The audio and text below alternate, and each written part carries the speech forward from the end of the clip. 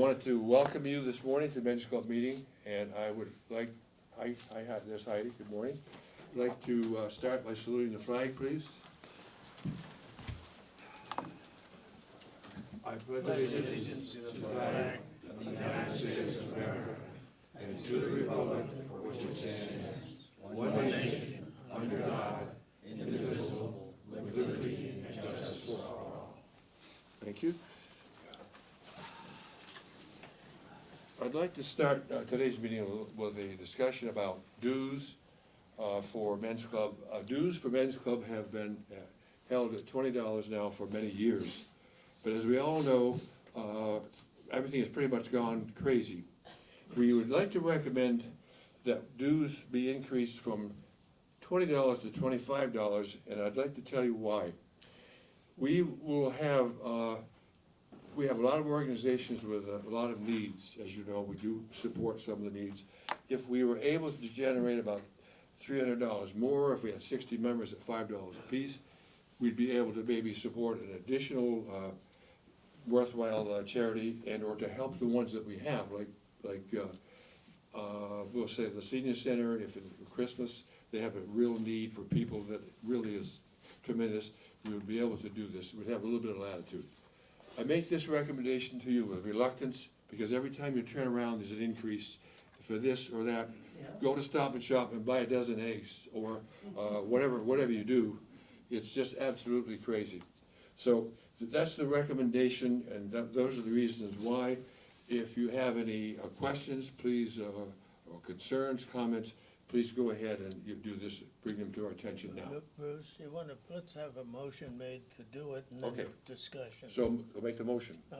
I move that the dues be increased from $20 annually to $25, starting July 1 this year.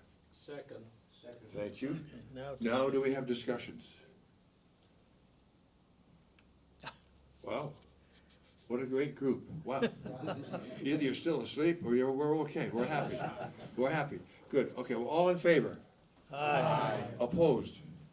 Thank you very much, appreciate that tremendously. I've got a couple of things. Heidi may have something to say. Heidi, would you like to say something to the group? You Okay. sure? We'd love to hear you say something. You're saying good morning, okay, good. Secondly, Good. Bruce, we got a guest. Dennis McCartney is a guest here today. Dennis McCartney, are you here? Dennis, welcome, welcome. Thank you. Glad to have you with us. If you need an application, Dennis, they're right here. on the- We happen to have an application Yeah. right here, handy, And a yes. pen. I'll take care of You're it. most welcome. Please come back and see us. We have a good time most of the time. Thank you. At this point in time, I'd like to move on to Treasurer's Report. Okay. I'll be very brief. Who are you? What is your name, please? I'm Harvey Beth. And you are? I am the treasurer of the Mashpee Men's Club. Wonderful, great. He's been away a couple of months. I was kind of worried. I was kind of worried. I want to make sure our treasurer is still, Serving good my shape first and- term. that they didn't go to Florida. Okay, good. Go ahead. Okay. Well, to be very brief, we started the month off, I just lost it. Won't be so good.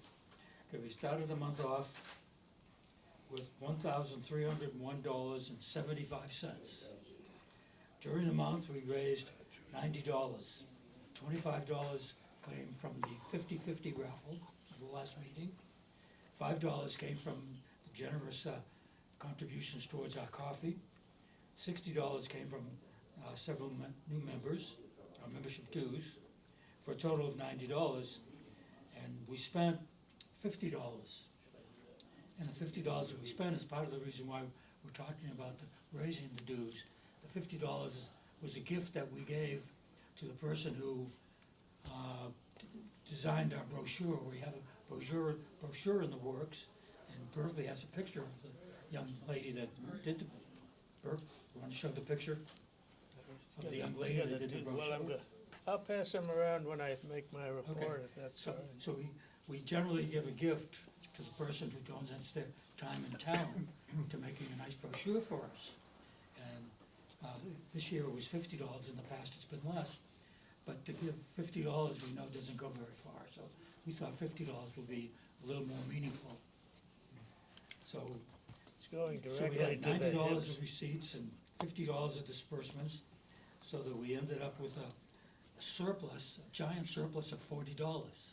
And you add the $40 to the 1301.75, we now have a treasury balance of $1,341.75. That's the treasurer's report. Thank you very, very much. Move approval. Move to accept. Move to accept. Second. Heidi gave me this, these are the only people. All in who signed, favor? and only 12 people. So can you Thank answer this in the meeting? It's the secretary's report now. I've got a few things. First of all, the minutes of the March 7 meeting were circulated with the newsletter. I don't know where it is. Where's the Oh, there mic? it is. Were circulated, the minutes were circulated. It's got a green light. What do I need to know? Hold it closer to you. How about that? There we Good, go. good. That'll do. Oh, man. We're hearing Berkeley. If I break into song, I'm watching too much American Idol. Anyway, the minutes of March 7. I'd like a motion to approve the minutes as circulated. So moved. Second. Any discussion? All in favor? Aye. Opposed? Carried. Thank you. Secondly, the visit to the high school was canceled in February because of the snow potential. So we got a new date from the high school. We did not pick it. They sent it to us. It's at 11 o'clock, 1 week from today, the 11th of April. Here comes the sign-up sheet. I have to give them a number before, so we can't just show up and walk in at 11. Wives are, of course, are included, and maybe Ernie, what you started with, What day of the week is that? that's a Tuesday. 1 week from today is bound to be a Tuesday, Ernie. That's, They also have lunch, they're gonna provide us with lunch too, yeah, yeah. yes, it's, here, it's right. This is 11 o'clock, we'll do a tour, whatever they have in mind for us. We always love that one class where they do everything in the computer and then it grinds out tanks and boats and whatever the kids want. And they will serve us lunch cooked with loving attention by the kids in the culinary class. Harvey mentioned our brochure. This is, here it is on plain copy paper. And here's the young gal who did the design work for us with an able mock-up from Bill Winters, as it was going to say in the minutes of this meeting or something. My mock-up of a different format made it entry into the round file almost immediately. So, Ernie, do you want to take this? Maybe the guys would like to see it. I'd like to have them back just with a book, please. And she's holding the benefit of the cash award we made to her, which are two cards, one for Dunkin's Donuts, and the other one is for the Charlie's Cupcake Charlie's. So I guess the reward is going immediately to the hips. But she may take some friends or family. Couple of other things. I've done that. Oh, yeah. The last item on my list is I desperately need some help with the Boys and Girls fundraiser. Russ Maloney carries the laboring oar for almost all of that project. I deliver the tables and chairs for each of the sessions, pick up the money, which is always fun, at noontime and again at the end of the 4 o'clock session. Count the money, so we have a couple of guys counting, and give it to the treasurer, who puts it in the bank. I'm gonna be away a couple of Saturdays in June, so this is every Saturday, May and June. I just need somebody, please, to volunteer to carry around a couple of card tables on a Saturday morning, deliver them, pick them up at the end of the day, handle the money, and so forth. Is there anybody here who would like to do that work? We have a hand in the back. Tony, welcome back too. We've missed you. You want to, are you okay now? Was, You have to ask my wife. what did he say? Ask his wife, you have to ask his wife. I think she submitted a tribute already by email. That's it. Thank you. Russ, is there anything you'd like to say in addition to what Berkeley has said about the signups and the fundraising information? If I may, if you Please. allow me. Please do.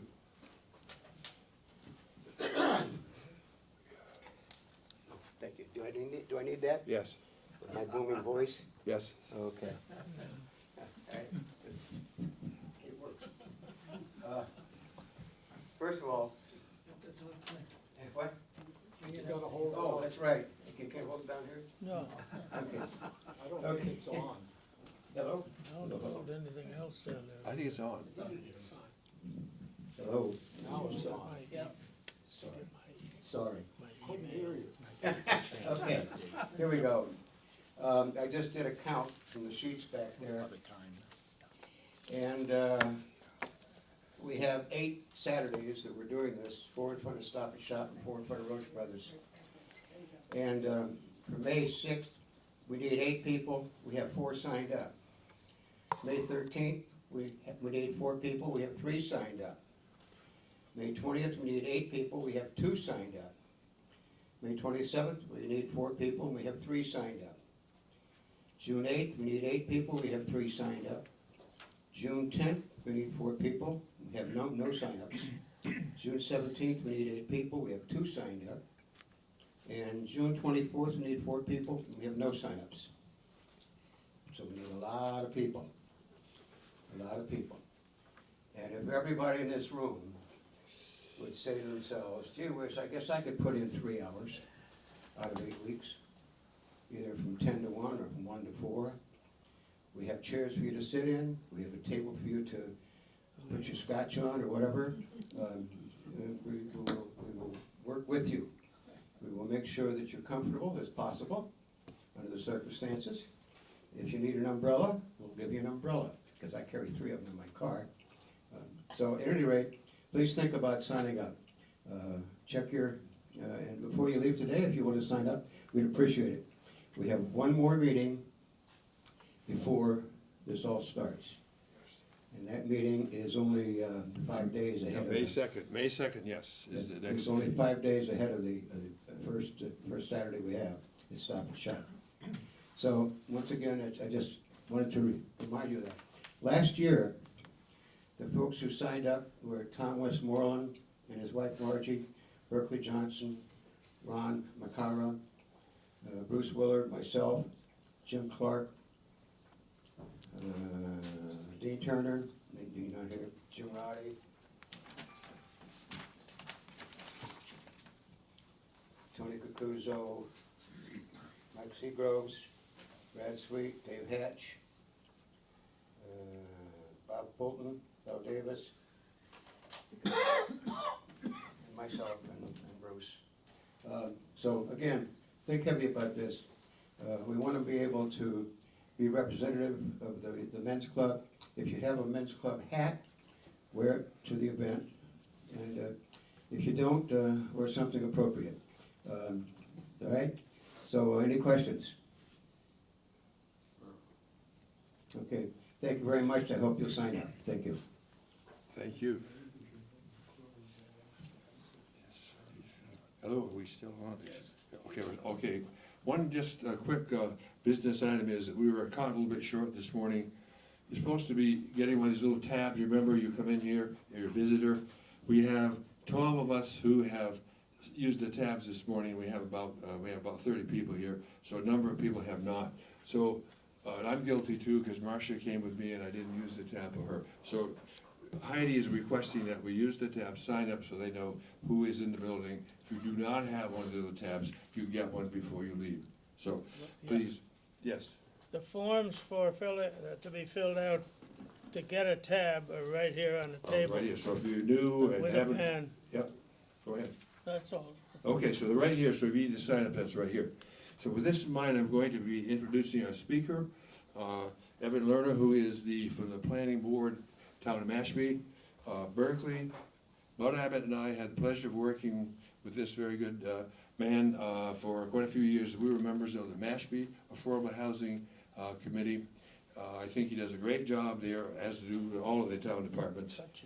So that it's a real pleasure for me to introduce our guest speaker this morning, and he's going to be talking to us about all the good things that are going on in the town of Mashpee. Plus, hopefully we'll have a chance to ask you a question or two along the way.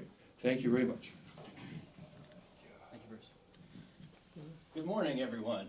Save some time. Honored to be asked to speak and present to the men's club today. I know I've seen my boss, the town manager, present to you before, so when you make your presentation, you get the invite to the men's club, you've entered the upper echelon of Mashpee, and I'm appreciative for the time to discuss the things that I think about on a daily basis and a yearly basis, and kind of how the planning work translates into day-to-day actions that we try to undertake as municipal officials through, for me, the local planning board, and my boss's case, the select board. My goal today is to really offer a synopsis to you all of the process that we undertook in my department to update the town's local comprehensive plan, and kind of utilize that as the mechanism to kind of narrow down the funnel to discuss how the planning process translates into priorities to implement for things like ongoing affordable housing efforts, like we're currently undertaking at 209 Old Barnstable Road, subsequent planning efforts. I'm about to launch the community engagement process for our housing production plan, and I can discuss that with you a little bit. And then also regulatory changes. You know, beyond the comprehensive plan covers a number of issues: where to make your investments, what staffing levels you might require, what funding mechanisms might be necessary to facilitate a particular project from point A to point B, and further regulatory proposals. You know, if we have a vision for the built environment or the environment itself, what's the assessment of our current regulations? What is the roadblock from getting us from a goal to actual reality? And we have a couple upcoming proposals for town meeting that are regulatory changes to our wetlands bylaws, and I'll kind of discuss that in the process for how they're developed, how we educate the town on the impacts, and prepare people for a town meeting vote. So just some general background. Any town who has an active planning board, who is required by statute to have a planning board, such as Mashpee, is also required to maintain and update regularly a local comprehensive plan or a master plan. Mashpee's first comprehensive plan, which we do have, it was adopted in 1998 and has been our active plan since, and there hasn't been any substantive updates to that document since 1998, and needless to say, I think it's obvious to many of us that conditions have changed. The vision for the town might not have changed, and I think our community engagement efforts kind of reaffirmed the town's priorities and its goals and its visions, but the existing conditions have deviated in terms of things, the costs of goods, cost of labor, shifts in the housing market, limitations in infrastructure. We all have contemplated and thought a lot about our sewer infrastructure and the investments that are required to bring that online. So it's all interconnected. Towns and cities are a system, and if we don't have systems appropriately communicating between the variable parts, then we're dysfunctional. And the plan is really intended to provide decision makers with a clear pathway towards effective decision making that are considerate of the town's many priorities. So as a general background, I had asked in June 2020 for the town to authorize up to $150,000 to update the comprehensive plan, which was graciously approved by town meeting in June 2020. A little bit less than a year later, we issued a request for proposals to award the project to a consultant to assist me with the plan's development. And we executed a contract with the developer, or excuse me, a consultant, Weston and Sampson, in 2021, and we officially launched the comprehensive planning process in April 2021. And we're still kind of at the tail end of that process, but it's still underway. So I kind of want to share just the what, the why, and the how, and I've kind of alluded to this a little bit, but comprehensive plans tell a community what it looks like today. The first priority of a comprehensive plan is to lay the baseline of existing conditions. What do we have, and what do we want? What's working, what's not working? If something's not working, what are the needs of that resource, whether it be people, time, or money, to make it functional, to bring it to a point of meeting the goals and expectations of the town. And it covers everything. The comprehensive plan covers housing, it covers coastal and natural resources, it covers recreation, it covers economic development. It really is intended to be a comprehensive roadmap for decision makers and town meeting voters to go to town meeting understanding what the town has decided its priorities are. And it's really a regulatory mechanism in that decisions shouldn't be made or voted on if they are found to be inconsistent with the plan. So if your select board, for example, is discussing a certain policy that impacts the town, and we have an adopted comprehensive plan, and the comprehensive plan is clearly in conflict with the proposal, then the decision should be easier for you as voters to understand that we're going in the wrong direction, or perhaps it needs further discussion. And it's a living document. This is an exercise that we really should be going through over time, every 5 or 10 years, so that we understand, again, how the existing conditions have changed and how our proposed goals, policies, and actions contained in that document may need to shift. So again, the baseline of existing conditions is important so that we can understand, what our strengths and weaknesses are. It's really about understanding what are the things about Mashpee that people love and want to preserve, protect, and enhance, and what are the things that they don't like so much and want to either move away from or modify their approach as to be more consistent with what you're looking to get out of the place you call home. So we've been rolling this out since last April. The process included numerous public events. Comprehensive plan is, you establish your baseline of existing conditions, but you need to determine where you want to go. And the only person who can tell me where we want to go is the town. And we try to facilitate a process, whereas we're capturing the input and opinions of as broad a cross-section of the town's population as is possible. So we do that with in-person workshops, virtual events. I attended numerous community events throughout the spring, summer, and fall, just to ask people, what's working, what's not, to get their general opinion, because the comprehensive plan's first chapter is actually a vision statement. And everything that kind of follows should be focused on achieving that overall vision. So the comprehensive plan is little components with actionable items year over year to achieve said vision over a long period of time. So again, I held numerous workshops. We did this through the framework of the Cape Cod Commission. I'll kind of put that framework aside just for a minute because it can get a little wonky, and if you have specific questions on it, I'd be happy to field them, but I don't want to bore you too much with those details. But we held actually 4 primary workshops. One was a visioning workshop last April as the kickoff, and then 3 subsequent workshops that focused on community systems, built systems, and natural systems. And the Cape Cod Commission maintains the regional policy plan that is structured in this manner, and any Cape Cod town is required to ensure that their comprehensive plans are not inconsistent with the Cape Cod Commission's regional policy plan. Beyond the approval of the planning board, the select board, and town meeting, we also require the approval of the Cape Cod Commission in this endeavor. So we tried to structure our community engagement activities around the framework of the regional policy plan itself. And so each of these workshops kind of help to not only inform the vision for the town, but also begin to identify actionable items that we could put in the plan as year-over-year goals to achieve. Like a policy for housing might be, create X number of rental units in any given year, with an action being develop 209 Old Barnstable Road, for example. And so through these workshops, community systems are actually the social activities and qualities of the region, including the economy and cost of living. And these depend both on the health of the built system and of the natural systems. And so what we did in these workshops is ask participants to identify the components of these variable systems. So for community systems, they said things like affordable housing, Mashpee Wampanoag tribe, small business, local business, the senior center. These are all components of the town's community system that we need to understand what those resources are, what those components of the systems are, so we can begin to have conversations about what their needs are. So using the senior center as an example, is it providing adequate services? If not, what do we need to improve the services offered?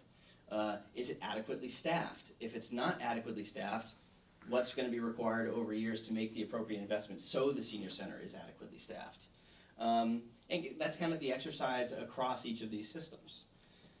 For natural systems, again, this is much easier to understand, but it's our beaches, it's our ponds, it's our water quality, it's our wetlands, it's water, habitat, and landscape. And we held a separate workshop to ask people to identify what were the components of Mashpee that composed its natural systems and what are their needs. Water quality has always been the predominant one. How do we improve water quality? This plan will begin to address that. And also the plan, just as a note, should be consistent with and not in conflict with all of the other plans we've spent time and investment in. So it shouldn't be duplicative, nor should it be redundant. So where possible, we cite in the plan something like the Comprehensive Watershed Nitrogen Management Plan. So we don't want to create new goals or new objectives within this plan to contradict those. We want to support and facilitate those items that are contained in other town plans. And we did the same thing for built systems. So these are our roads, our bridges. It's really the infrastructure, the base with which the economic development possibilities of the town are laid upon. And so people identified, Mashpee Commons, sidewalks, bike paths, intersection issues. This is where we identify, what's working in terms of transportation and where we need to identify opportunities for investment in the future. And transportation is one of our bigger chapters, and it's one of the chapters that has one of the larger carryovers of goals, policies, and actions from our 1998 document. It's important to note that the 1998 document is still a living document. It's not put on a shelf and forgotten about. We conducted an assessment of all of the goals, policies, and actions identified in that 1998 document and took what is still supported by the community engagement efforts today, meaning it was a goal that was identified back in the mid-90s, and it's still a goal that's identified today. It was either accomplished or not accomplished. We wanted to understand why so that we could carry it over into the new plan with either a new direction for making that investment or some alternative pathway to understand why it didn't happen before and what it needs to be carried out into the future. So this kind of gets at the systems concept again with the Cape Cod Commission Regional Policy Plan. I don't think I'm going to get too much into the weeds of it, but the main goal again was to assure that our community engagement process was supported within the framework of the Cape Cod Commission's Regional Policy Plan, so that when it comes time for adoption by the Cape Cod Commission, we are in good shape and don't have a lot of rewriting to conduct. So again, I was everywhere throughout the summer, meeting with residents throughout the town, because I found in these community engagement activities, it's really important to go where the people are, because in a place like Cape Cod in the summer, it is very difficult to compete with the possibility of going out to the beach or on your boat at 10 a.m. on a Saturday morning. So I went to this all the summer concert series across from Town Hall. I was at the Senior Center Ice Cream Social. I held workshops at the Mashpee Wampanoag Tribe. I went to Southport. I went to various homeowners associations. We really went far and wide because really at the end of this, we want to ensure that, again, we've captured as many voices as is practicable within the resources we have to carry out said plan. And we also sent out a survey. The survey was kind of it came on the tail end of the community engagement, whereas we utilized the workshops to have people identify their high-level goals and priorities, and begin telling us a little bit about what they would like to see us do in terms of actionable items. And then we used the survey to gauge a level of support for those items, because one thing we don't want to do in the comprehensive plan is put lofty goals and policies and actions into the document that are in no way, shape, or form feasible for us to carry out. we don't want to put something in the plan that is not possible. So we put the survey together. We kept it open for about 6 weeks and got 620 responses, which in today's world is actually a pretty solid response rate. I know we sit here and we say, we're in a town of 15,000. I wish we had more responses. I really wish we had more responsive too, but in consideration of other public planning processes in the modern era, 620 responses is pretty solid. So I'm proud of that figure. And I've included on this slide just a couple of items from the survey to kind of inform a couple of the key priorities that we're focusing on today as a means to segue into a more pointed discussion. And perhaps at that point I'll open to questions and answers about what we're doing today right now for things like regulatory proposals and affordable housing. But the good news is the vast majority of people in the town of Mashpee are very happy with the quality of life here. Almost a vast majority. I'm not going to go and scrutinize the numbers, but people are very pleased in the town of Mashpee, and we're happy to hear that. But people also have identified a number of things that they think can be improved. And so it's not all bad and it's not all good, but it's important that we go through this exercise so that we have the reality check about where we are and where we want to go. Overwhelmingly, people in the town of Mashpee recognize the need for more affordable housing. It's probably daily we read some article, whether it be in the Enterprise or the Cape Cod Times, where we're being hammered over the heads with discussions about limited wastewater infrastructure and lack of affordable housing. And this is my number one day-to-day kind of thinking exercise, because these are competing interests. We have a desperate need for a more diverse housing stock, primarily for rental housing, with very limited ability to manage the wastewater coming from those developments. So it is a bit of a conundrum, and this plan is intended to kind of strike a balance between those needs, and kind of organizing around those issues has been very difficult, because it's very difficult to have a conversation about these two issues, whereas people don't have an either-or reaction. We must either deal with water quality, or we must deal with housing, and there's no in between. One of the benefits of the goal is to try to strike the balance between the two. I saw a hand go up back there. You can fire away. Can you read what's on those slides? We can't read Yes, it. absolutely. So the question that is being presented here is, do you believe that Mashpee has a need for more attainable, affordable, and workforce housing? Simple yes or no. Overwhelmingly, people said yes, we recognize that as a need. And thus we'll translate that identification of the need into actionable goals and policies for the town.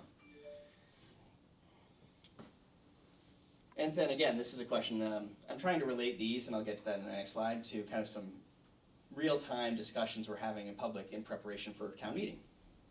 So this question says, to what extent would you support or oppose the following to protect natural resources? Provides a number of options, but is landscaping requirements to encourage native vegetation, prohibitions on the use of pesticides and, it must be herbicides, that's cut off, prohibition on the use of chemical fertilizers, prohibition on new construction in the flood zone, stricter stormwater management regulations. The vast majority of people strongly support all of these measures. This is kind of a response to a water quality crisis, and what are the things that we can do in real time besides the sewer system to begin addressing some of the nutrient loading problems. So at the tail end of this process, where I am at right now is I have an upcoming meeting with the planning board in mid-April, April 19th, where I'm going to be going over the draft chapters with them, where we actually include the goals, policies, and actions that are born out of this community engagement process. And then by mid-May, it is my hope and goal to have the draft chapters relatively finalized, so that sometime shortly thereafter, the chapters, the survey, everything is published and open for a long-term public review and comment period. I think ideally I would like to have the draft plan before town meeting in spring of 2024, so a year away. That would leave us significant time to take in any comments and any necessary revisions before submitting to the select board for local approvals. But my key takeaways have been that the community is concerned about the fragility and poor health of Mashpee's waters and wishes to support investments in regulatory changes that will support the restoration of Mashpee's water bodies. Second, the community continues to connect and identify with Mashpee's small town character and wishes to ensure future land use decisions prioritize the preservation of that character. Mashpee recognizes that its current housing stock is not providing housing that is attainable for the workforce and wishes to address this shortfall by prioritizing redevelopment of already disturbed parcels, and further by maximizing the town's potential to generate new year-round dwelling units utilizing town property earmarked for that purpose. And I'll talk about that a little bit in a second. Mashpee values the rich cultural history and heritage of the Wampanoag tribe, as well as the mutually beneficial relationship between the town and the tribe, and residents generally feel that this relationship should be supported and strengthened. And lastly, the community recognizes that its identity is very much defined by the wonder and beauty provided by Mashpee's natural resources, and wishes to preserve and protect as much of those assets as possible. So next steps for me from the plan are to finalize the proposed goals, policies, and actions that are going to be contained in the document. So once we've identified the vision, these goals, policies, and actions should be actionable items within a 5 to 10 year period that we can take to begin building towards the vision that we'll define in the document. The document will be published for a public comment review period, and we'll make any necessary changes as needed or identified through that review. The planning board will vote to adopt the plan and then send it to the select board for adoption before it finally goes to the Cape Cod Commission and town meeting for final review and approval. So that's kind of the update on the plan. There are a couple things I kind of wanted to segue from this conversation because you had noted, Bruce, in your email that there was some interest in this, but we have an ongoing upcoming town meeting.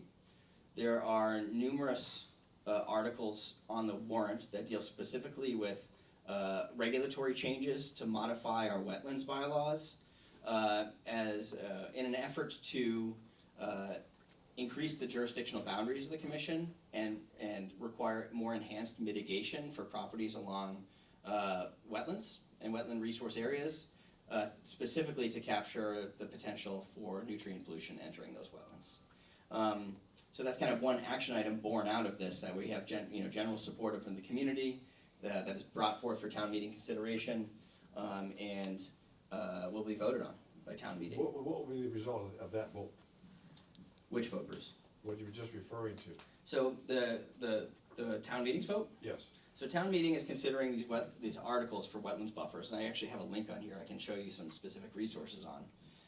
But if, say you are, I'm Evan, my house is in New Seabury, and it's right on the water. Currently, you're required to have a 50-foot naturally vegetated buffer between the delineated boundary of the wetland and any structure. It's proposed to increase to 75 feet. And there's variable impacts that could potentially have on the property owner. So we're currently in the process of meeting with associations, meeting with property owners, holding workshops so people can go to town meeting and understand how this impacts me. The goal of this, significant community engagement, I'm using the comprehensive plan kind of as a lens to kind of share with you, but I'm very committed towards thorough, robust, and participatory community engagement. Because without it, too many people feel left out of the process. And part of my job is finding you where you are so that you get to town meeting and aren't A, confused about what you're being asked to vote on, and be empowered to make an informed decision with the knowledge about how any particular proposal impacts you or your bottom line. And so that's important for us. And something that we often actually need to consider through the comprehensive plan is it's clearly desirable by the community to have significant, robust community engagement, but we have very limited resources to do this very, very well. So what are the resources that we need in Town Hall to carry through these education and engagement endeavors so that people do show up to town meeting informed and educated? I had included this page here, which I'm going to open for you. I had committed myself a while ago to establishing really good, strong community engagement practices. And so this is a kind of a website under construction on the planning department's page where I'm trying to highlight the ongoing community engagement efforts that are underway. So for example, I was just referring to the wetlands jurisdiction proposals and buffer zone increase proposals. So I've created a web page here for that. We're actually hosting a workshop tonight at the Mashpee Public Library to inform people about what the articles are and what they mean and how they could potentially impact you. This page includes all of the necessary times and information, contact, information, the articles under consideration, and also the literature on the subject that support, to demonstrate that there's science to support these proposals. It's not just a arbitrary and capricious measure to change the wetlands bylaws. There's sound science behind the proposals with support that we found through the community engagement processes. Additionally, what I am trying to do also is establish a expectation for community engagement relative to affordable housing projects. So we are currently underway, the construction has actually begun on the town's largest affordable housing project in some time at 950 Falmouth Road, next to South Cape Resorts. It's now referred to as Lehrer Village. That project is now finally under construction for 39 units of affordable rental housing. Affordable housing is very difficult to build.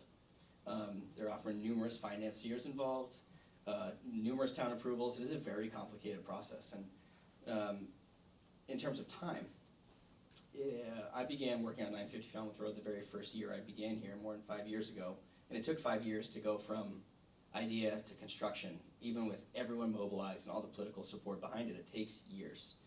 And so that's important for us to consider, is that we have a substantial need for affordable housing in the town and almost no ability to meet that need ourselves, meaning the town's pipeline of projects that we maintain and facilitate won't, even if we were to develop every parcel we have in our control to the maximum extent, permissible or allowable in consideration of site constraints, we won't come close to meeting the need. So it's about an assessment of our current regulations, our permitting processes, because we need private investment in affordable housing in Mashpee or we'll never get there. So part of this process was understanding what our limitations are and what potential zoning changes might need to be made to facilitate the production of the units that we currently need. 209 Old Barnstable Road has been in the conversation of the town for decades, 15 years maybe or so, or longer. And this is a town-owned property that has specifically been designated for affordable housing and already has a feasibility study for it. And so following the community engagement process with the town, whereas they've identified a goal to utilize town property earmarked for the purpose of affordable housing as its #1 priority, or among their top priorities, it seemed prudent to reestablish a public conversation relative to this particular proposal. It had come about before, I want to say in the 2010s, 2015, and there wasn't a significant amount of community engagement behind that proposal. And with affordable housing often comes an engaged neighborhood that wasn't engaged before.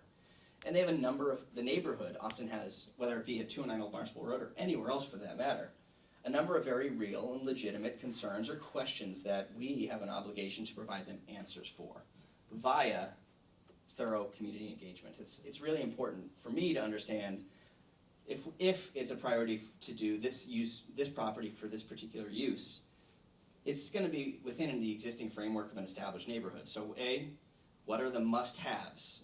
If this use is going here, what are the things that you as a resident, community member, need to have to feel that the character of your neighborhood hasn't changed, that it's relatively safe? This could be architecture of the building, site design considerations, traffic mitigation, intersection improvements. These are all the things that I want to understand so that when we go to write an RFP to attract a developer, we already have a firm assessment of those problems and unique control over the process and the development to address them. So I'm underway with 209 Old Barnstable Road right now. We're kind of learning as we go. It hasn't really been done in the way I'm trying to do it before. How many units would that? Maximum of 48 bedrooms.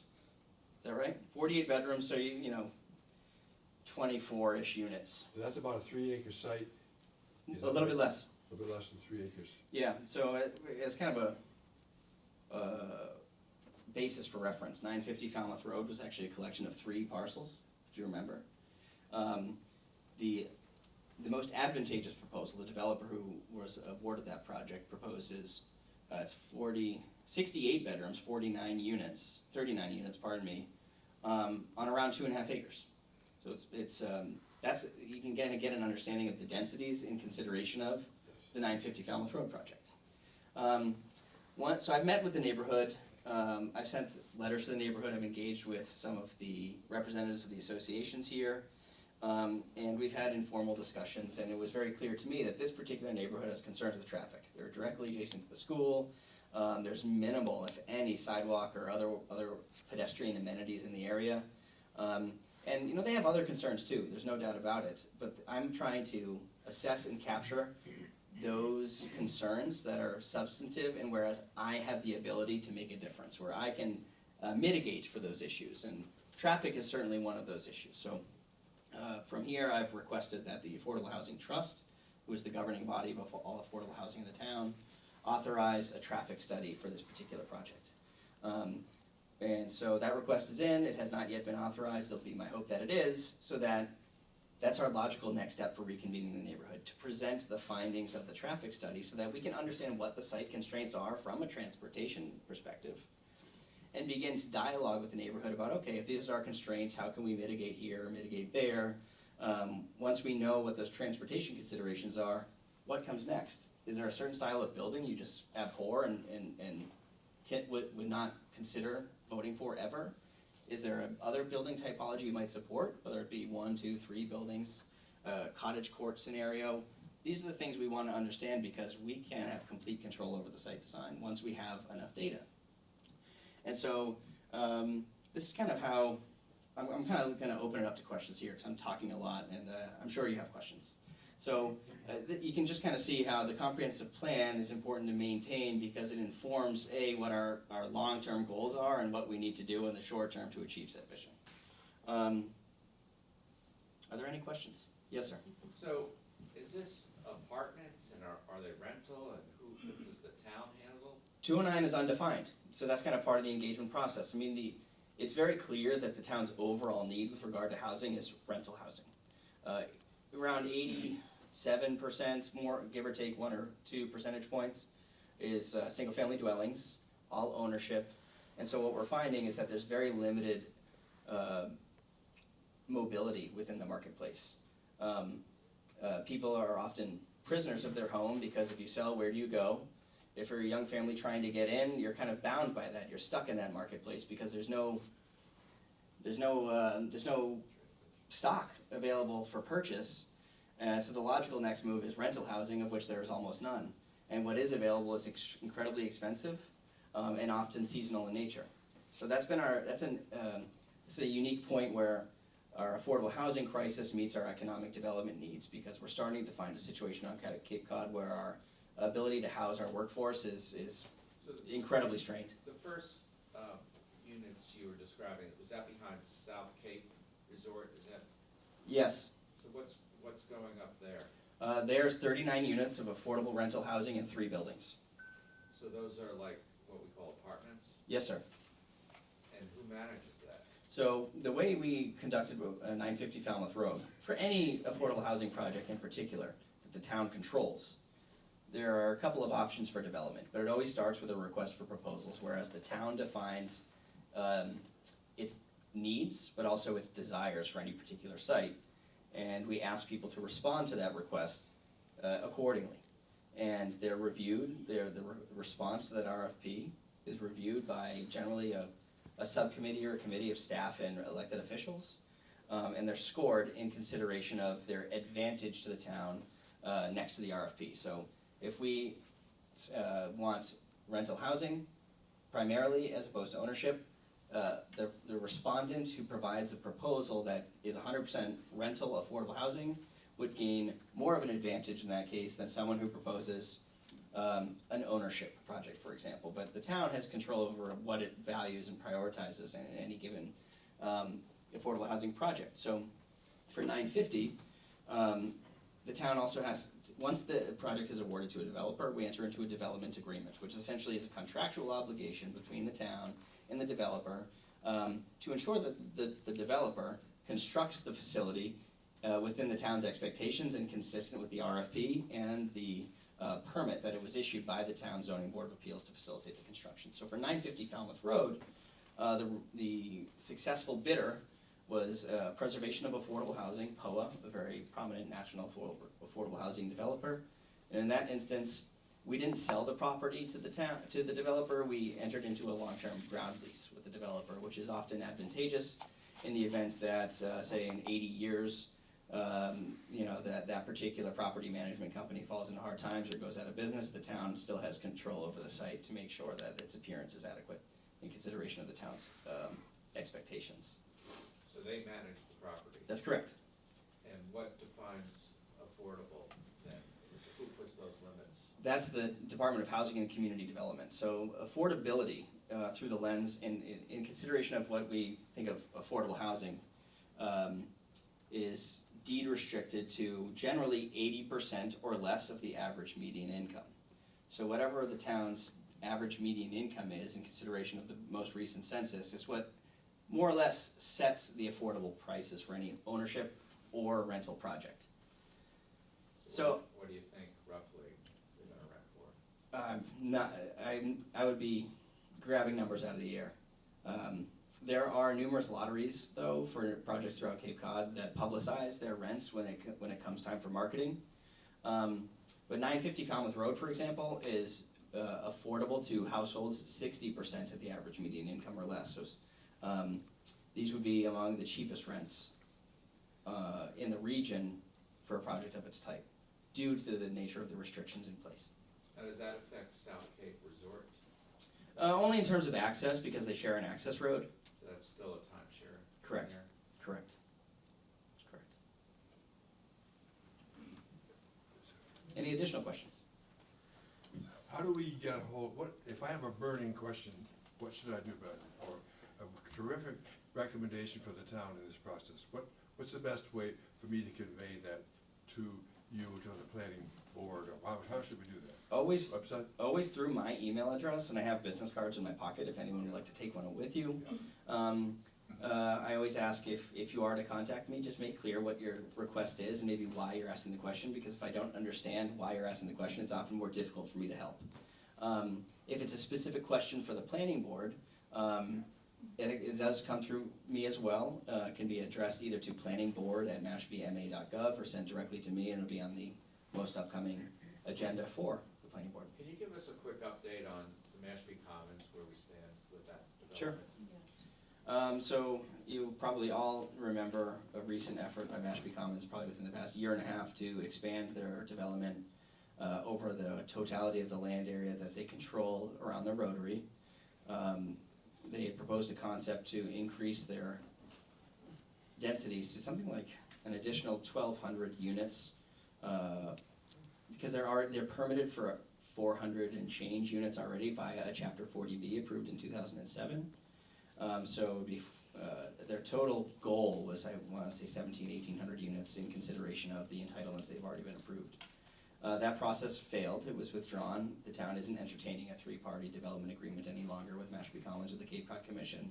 And Mashpee Commons is pursuing development of their land area as allowed under their 2007 comprehensive permit. So they are constructing affordable housing over in Mashpee Commons at 25% of units generated, which is, I want to say 396 units.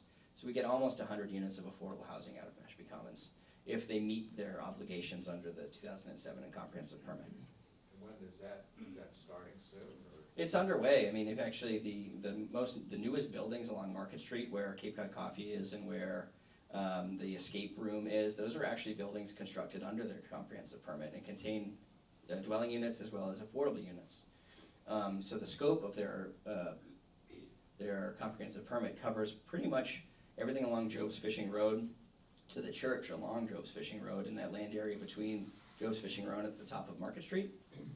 And those are kind of doled out over a number of phases over a number of years. But the permit's active and they're actively building out their permit with renewed plans and renewed efforts to bring them online in the next couple of years. I notice all these items you're bringing up, nothing is said of what this will cost. And this will cost, in other words, this will up our taxes. Well, I don't know if I haven't dived into any specific projects that the town's undertaking. Now like going into New Seabury, Mm. you have all these units being put in right now. that's gonna cost me money. It should be, when you put a big project in, what revenue is this gonna give the town? Yep, It costs, benefit it analysis. costs all of us more money. All these items we bring in cost the taxpayer more money. In other words, what is this project gonna cost? Where are we gonna get the income for it? Can we support it? It's no different than you buying a house that you know you can support. Nobody's gonna help you, but if you buy a piece of property, like in my neighborhood, in Papaneset, and, when I first came here, I bought a piece of property, which is maybe almost 70 years ago, and I think my taxes were maybe $500 or $600, and today it's like $8,000. Yeah. But now, and back then, I got very little to nothing. Today, we're still almost the same situation. The streets are ain't any better, everything is one way, and there's more people, and it costs you more money, but all these new items you talk about, there's nothing, can we afford it? You raise, We should have, at the point where things should come in to help us lower our taxes, you know, in other words, it's a more older, elderly people moving in Mashpee. I think you raise a really good point. We're not helping the older people. I mean, and all of us over here, I think we're over 50, you know. I mean, you raise a good point, and one that I wanted to stress with the In a process. couple of months, we're gonna be 100 and I'm still paying taxes. There's, When you're gonna Yeah. give an age, the town should give us a 50% discount. well, I can't speak on behalf of the You're assessor. not talking about that. You're not gonna help us, May I try, sir, you to know? respond? When we got water in this whole area, the only person that had good water was down in New Seabury, which was, they didn't have enough clients, to supply water. And fortunately, where I live, we had bad water. Yeah. A lot of sickness. Now you're gonna put a surge plant in to an area that was nothing in that land. I'm gonna- Now we're- Go ahead, yeah. Excuse me, let's not, would you respond? Yeah, I'm gonna, Yeah. one thing that you point out, and adequately point out, is that things cost money, and over time, Yeah, but You you think- didn't go buy a house unless you had money to take care of it. I'm gonna do my Hey, very best to respond so everyone can hear my response, all right? If you could just give me some latitude to respond. The purpose of the comprehensive plan is to contemplate exactly what you're proposing, the costs and benefits of any particular investment in relation to the public good. And that's why we do engagement, to determine if an investment in the town is supported by a majority of the town. Now, you may disagree with the majority of the town that a certain investment is not worthwhile, but that's the purpose of the process. When are you gonna take and put in a walkway in my street and a curbstone? Where do you live, sir? Papaneset. Every street in Papaneset is privately owned, and we have no I ability know or it is, authority to yeah, do it, but- so. Yeah, but we're not a burden, so you shouldn't pay me taxes. You know, even my kids had to go to graduate in Falmouth. I will try, there's one way that the town can reduce the burden of the overall your tax burden in any given year, because things get more expensive, so if you're not taking in new revenues, I know they had a you're gonna bear the burden. I had a letter. So as we from them. discuss things like economic development and housing, those are very important conversations to have, because that increase in value is what's going to support your tax burden later on. That's not helping us. We'll have to agree to disagree here, sir, because my point is to understand and assess. I know your job is to get as much as you can in town, but that's not helping us. You should go to a meeting and say, can we afford this? Where are we gonna get the money from? You gotta get it from all these guys there. We're the ones that are supporting it, it's all the old people. The young people, they're up to this high in bills. They Sir, I can't- cannot unilaterally make decisions, but what I can do is produce a plan for the town to contemplate whether or not it Yeah, achieves a get public a good. plan And for sir, us. Plan something for me then. Excuse me. sir, I plan for the Mashpee community, I don't We plan for have other individuals. questions, yes, thank you. We have other questions, go ahead. Yeah, my name's Dennis McCartney. Hi, Dennis. This is my first meeting, I just came, Mike invited me, to come. Before I came here 3 years ago, I built a truss manufacturing plant in northern Maine for a couple of gentlemen. And the last thing that I did in northern Maine was develop a plan to build a prefab housing factory in northern Maine. Yeah, And the business plan called for single-bedroom houses to be constructed and sell for $59,900. Now, that was back in 2019. yeah. I had no idea that I was gonna encounter this sort of a situation down here where there's a dearth of housing for the working class people. And it's, affordable housing is a even greater need here than it is in the place that I left. Yeah, it's substantial. And I would like, I'd like to go on record, I'd like to meet with you privately and discuss where this goes, because I have a plan. My plan has people living in their own homes where they're contributing to the tax base and they're taking care of their property. And at the same time, the people that make things go around here, the guys that fix our cars, that wait on us at the banks, you know who I'm talking I about. do. This is the working stiffs like me, I work every day. Okay, I took time out from work to come to this meeting because I wanted to get my finger on the pulse of what's going on in Mashpee. And I'm very passionate about being able to develop this prospect of affordable housing. And I have to tell you, the reason I didn't pursue it sooner than this was that I was told by some of the folks that I spoke to at town hall when I was doing my business there, that they said there's really no property that's developable here in Mashpee. It's all wetlands, it's all committed and all that. I would beg to differ with that. I do see property that could be developed. So I think, just for what it's worth, I'm gonna have a meeting with Evan. I'm gonna go in and meet with him and see where we can go with this. But I'd love to I'd love to have a factory built here in Mashpee, okay? Oh, by the way, when I was in northern Maine, I worked with the Micmac Native American tribe, okay? And there's some advantages to doing that from a business standpoint. But at any rate, what I'd like to do is say to you that I'm gonna inject an idea here into this equation. And I'm not talking about townhouses that are 3-story rental properties that fill up with people that rent. I understand that there's a need for rental properties. I would prefer to build, I think people are better stewards of their land and their property if they have an ownership interest in it, okay? And I've started in Pennsylvania, that's where I'm from.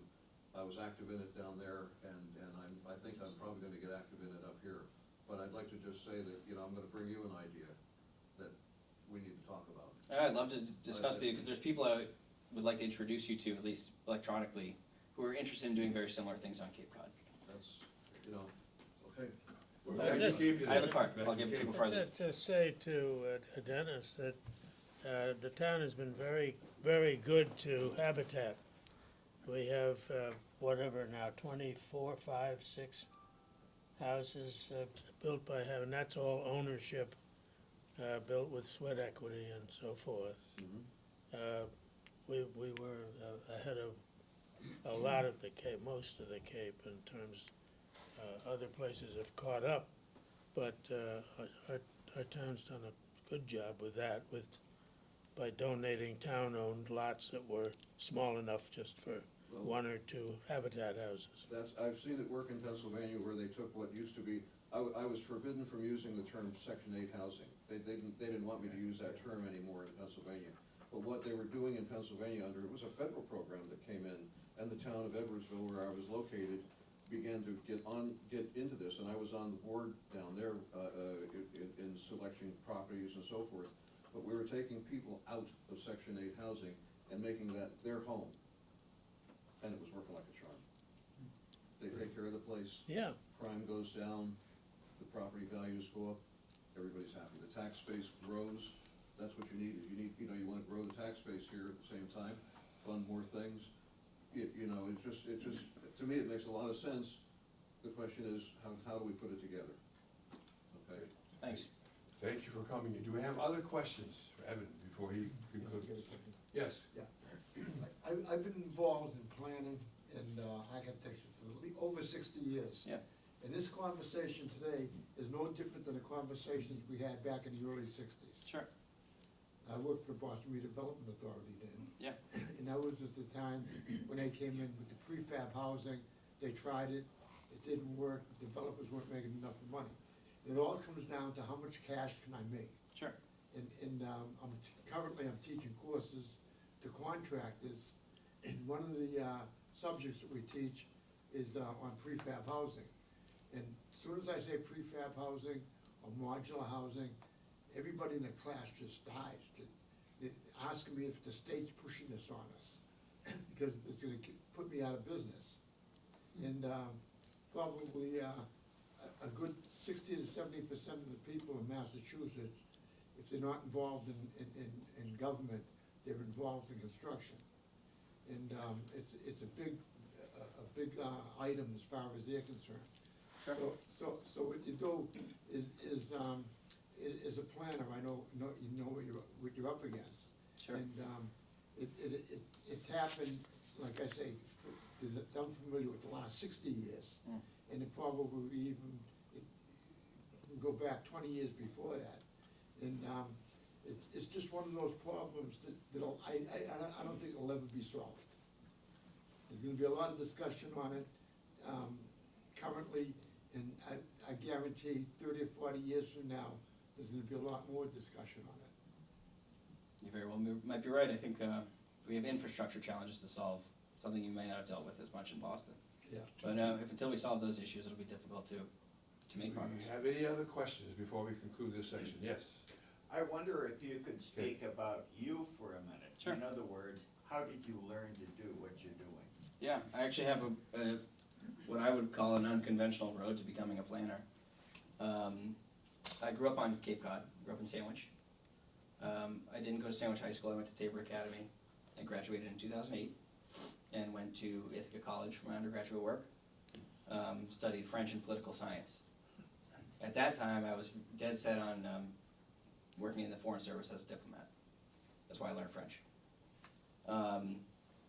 After graduating, I, like many 21, 22-year-olds in this day and age, didn't leave my undergraduate work feeling compelled to do any particular thing. I had a good skill set, but limited direction in my career-wise. So I moved to Syracuse, New York, and I worked in a brewery for 2 years, where I figured out what comes next. At that time, I was always interested in government work. I was kind of focused on, I knew I was gonna go to grad school pretty quickly at that point because my prospects career-wise after undergraduate were limited. So I needed a more advanced degree, and so I applied to a number of programs, split between public administration programs and international relations programs.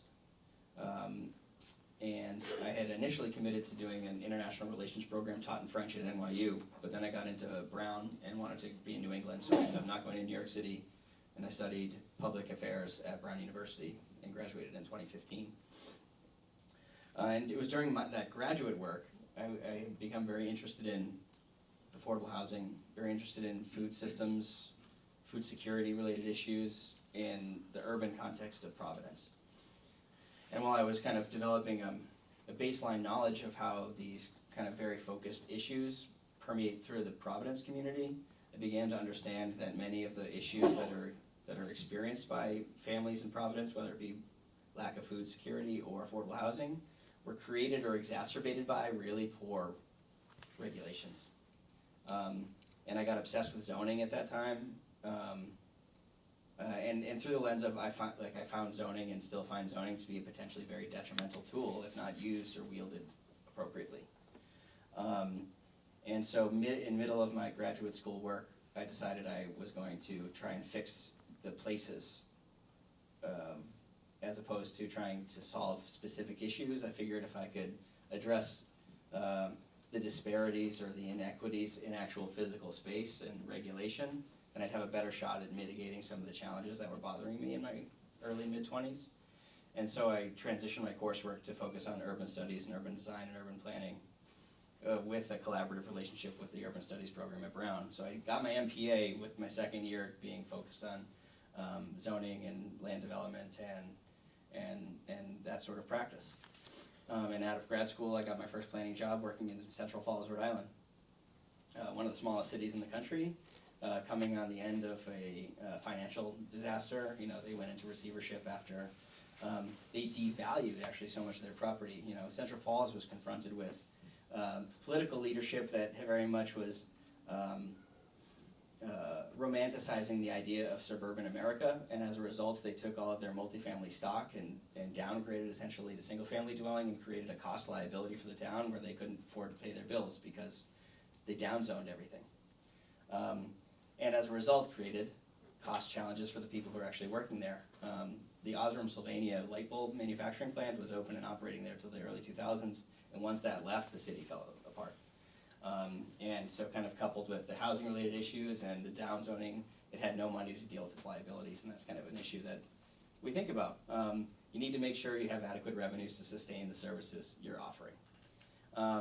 And so after Central Falls, I went up to Brookline for a year, commuted from Pawtucket to Brookline, didn't have a fun time doing that. Shortly thereafter, the opportunity for me to come home came and I took it. And that's me. Yes, sir. I'd like to, what you said leads to what I was thinking about.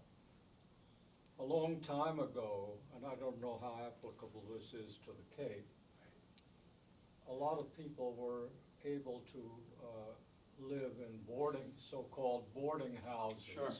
That were privately owned, and Yeah. some older person that had the property but was property poor Sure. was able to do this, and it worked two ways. To what extent is our situation applicable to the possibility to use this tool or not? Yeah, that's actually been in recent discussions. When I first started in Mashpee, the town of Dennis was contemplating something they referred to as the Golden Girls bylaw. There's something in state statute or local regulation, and I can't specifically reference it now, but it essentially asserts that non-related individuals, 3 or more non-related people can't live in a single dwelling together. So if you are 75 and you have a house with 5 bedrooms in it and nowhere else to go, you can't let 3 of your buddies live in the same house and rent a bedroom, kind of sharing the burden of property maintenance, et cetera, and also alleviating some of the pressure on the housing stock, right? You know, if you have 5 older individuals who potentially want to come together and live in one house, that frees up 4 houses for families. So that's in discussion. It would require some regulatory changes, but certainly would help take advantage of the existing housing stock we have and potentially alleviate some of the cost burden older people have to maintain a house alone, and provide a social aspect as well. Do we have any final questions we'd like to ask Evan before we conclude this particular part of our program? Any more difficult ones? I have one. Yeah, fire away. The problem we have here is land, you know, for housing. I would take that piece of property and put maybe a 12-story building there. Good luck selling that one, sir. I'd love to have you on board for that You know, debate. And you put, I was involved with big buildings. I struggle with the 3-story sale. Maintaining them, 12-story buildings, for heating and cooling, and you put everybody together in this great big building, and that takes care of your housing. You Sir? don't need one piece of land will take care of the whole problem. In I other words, you get a bigger bucket. agree with you in theory. The problem is in Mashpee, most people have spoken and that they want to preserve the small town character of the place. And the proposition of a 12-story building will not sit well with most people in the town. That's a simple reality. Thank you very much. Thank you, Bruce. Yeah, thank you very much, that's a great job. One thing before we conclude, I'd like to give Bill Wood an opportunity to mention about programs and/or trips that are oncoming. I skipped over him, and I apologize for that. We gotta get out of here by noon. Yes, we gotta get out, yes, by noon, yes.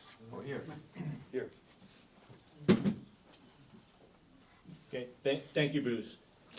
We are planning the schedule for the rest of the year, and we're in really good shape as far as speakers go. We only have one spot left, that's September 12th. All the other speaking spots we have taken care of, and as you know, we sent out a survey on what interest there would be on going on different field trips. We had 14 people respond to that, and I'll be sending out later today the compilation of what that survey was. Essentially, we had some events were very popular, where we had, out of 14 respondents, we had 12 people say that they would want to go there. And other places, we had nobody interested. So I think that it was a very valuable thing to do to find out where we should go for the remaining 6 spots that we have for field trips this coming year. So Woods Hole Oceanographic was the most popular. 83% said that they would go to a field trip to Hui. And I'll just read off the top 10 spots. That was Hui, Joint Base Cape Cod, the Wampanoag Headquarters, Marine Biological Lab, Upper Cape Regional Tech, Cape Cod Baseball Game, Bourne Historical Society, Cape Cod Canal Visitors Center, Marconi Wireless Museum, and the Chatham Railroad Museum. So we have 6 more field trips for the rest of the year.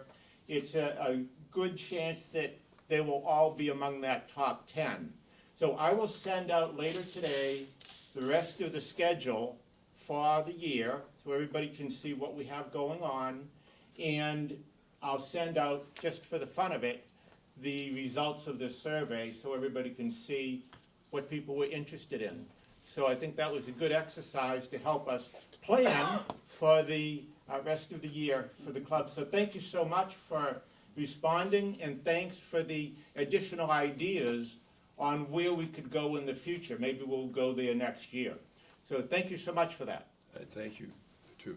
We adjourn before we do the raffle. We adjourn. I'd like to request a motion for adjournment, please. Then we're gonna have the raffle after. Don't go away.